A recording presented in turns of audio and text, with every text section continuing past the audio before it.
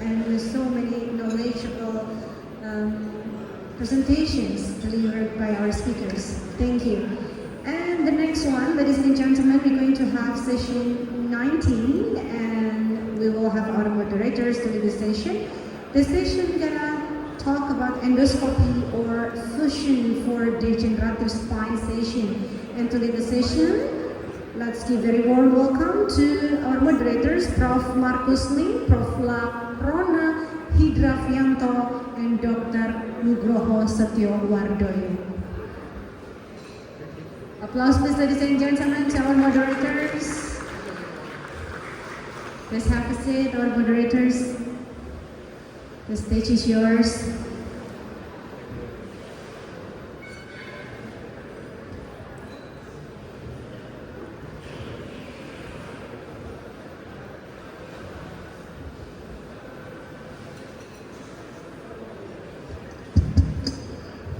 Hi, good afternoon.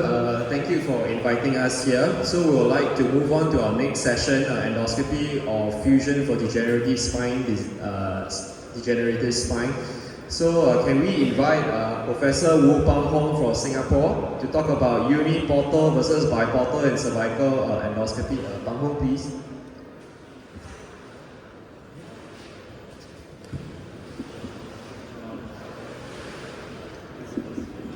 Greetings everyone. It's been an honor and privilege to be able to speak on this topic on the 26th PCI IOSS and ISASS-AP meeting. We will take a lot of time to speak about the difference between the biportal and uniportal cervical surgery, so I just focus on cervical foraminotomy. I practice as a private surgeon now in Singapore, in Mount Elizabeth Hospital. These are my two clinics. I do equal number of uniportal and biportal surgeries. We will discuss on the cases and indications on cervical foraminotomy for today. This is my conflict of interest. Some of them are relevant to this topic. I think the most important thing in cervical radiculopathy treatment and hence doing foraminotomy or discectomy is to identify the correct level of disease.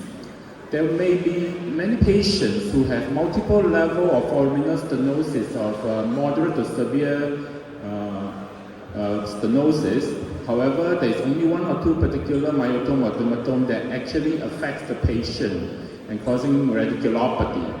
So identification of the correct dermatome or myotome can be useful, and in clinical situation we will do that by a few various methods: a detailed history and examination, as well as doing a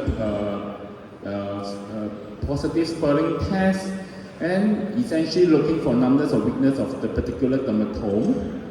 And we have adjuncts such as NCS and nerve conduction study, EMG, as well as nerve root block in certain circumstances in order to identify the correct foramen to decompress. After we identify, we correlate with MRI or CT scan depending on the patient's pathology. And in certain circumstances, if the patient have a good alignment, if the prolapse disc or the foraminal stenosis is on the mostly lateral to the spinal cord, it can be an indication of posterior cervical foraminotomy. In that sense, in that group of patients where we have selected to do posterior cervical foraminotomy, we can decide to do uniportal versus biportal. Essentially, how invasive we do and how much discectomy we do depends on where's the location of the pathology. In this case, we won't be discussing many of those laminectomy or hemilaminectomy that I have described in this paper. I put this up as a reference. It's a paper that we published to discuss the amount of resection of bone that's required using biportal surgery. We can do that using uniportal as well. The positioning, we can do that with Mayfield clamp or horseshoe with multiple tapes. It has been described in the literature and we have published some of this data. I think essentially for many of my practice, I use Mayfield clamp. Reason being, we practice in a way that is done in many different hospitals. And Mayfield clamp is something they are very familiar with. And these are the steps of surgery. We identify the V points, then we control the bleeding by radio frequency and clearly identify them. We define the cataract laminar, caudal laminar, and supraarticular process, often by using endoscopic drilling. And subsequently, if we were to do a contralateral approach, then we do the contralateral decompression. Or however, in this case, we'll be doing the first 3 steps. This is a case of patients who have a right C6-7 prolapse intervertebral disc. So the advantage of uniportal endoscopy is that it's very direct. The counting right from the start will be at the V point directly, and you dock directly on the V point with 1 incision. Once you have done the endoscopic drilling, you can double confirm with intraoperative fluoroscopy, and subsequently, if once that is confirmed, probably that's all the imaging you need. And then you go on to do the foraminotomy. It usually involve enlarging a V point to a U point. I say U point because you do gradually drill off the edge of the lamina, just adjacent to the root. It's key to identify the pedicle. Once you identify the pedicle, often when you drill the pedicle thin, you will see the disc that is actually just adjacent, if they are prolapsed significantly, just adjacent to the nerve root like this case. And using uniportal endoscope, it is quite easy to remove them. There's often no need to actually increase pressure, what the saline pressure, if you have done the coagulation accordingly. And so after you have removed the disc and you are satisfied with the results, you can put in hemostatic agents such as FlowSeal, Surgiflow, or other companies' products. And you may or may not need to use a drain to stop the bleeding and drainage of the bleeding post-op. So after about 3 minutes, you wash it off. It's often quite good enough. And then there's not much of the facet joint that's resected, probably less than 50% most of the time. And that is the key in uniportal. It's very direct, and you can do on the right side and left side. That's because they are pretty similar in terms of the way you handle the scope. So the similar steps are done in UBE discectomy. The ports are separated. They're often 2 centimeters apart. You can do up to 2.5 or 3 centimeters apart, depending on how wide you want to resect, how many foramens you do.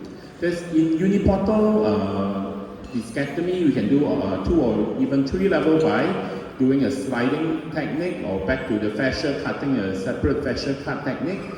In UBE, they essentially is the amount of decompression foraminotomy is between your viewing scope, viewing portal, and the working portal. You can, if your viewing portal and working portal transcend 3 levels, you can actually do 3 levels. Most of them, they are actually just 2 levels between them. And you can see after we do a pediculotomy, the upper third, you can use a hook through a separate portal to perform discectomy.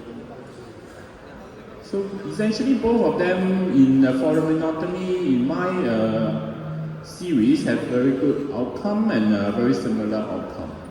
Most of them are discharged the next morning after we monitor for an overnight in case of any risk of hematoma development. If you put in a drain, the risk is low. If you don't put in a drain with a good hemostasis, the risk is also low in the cases.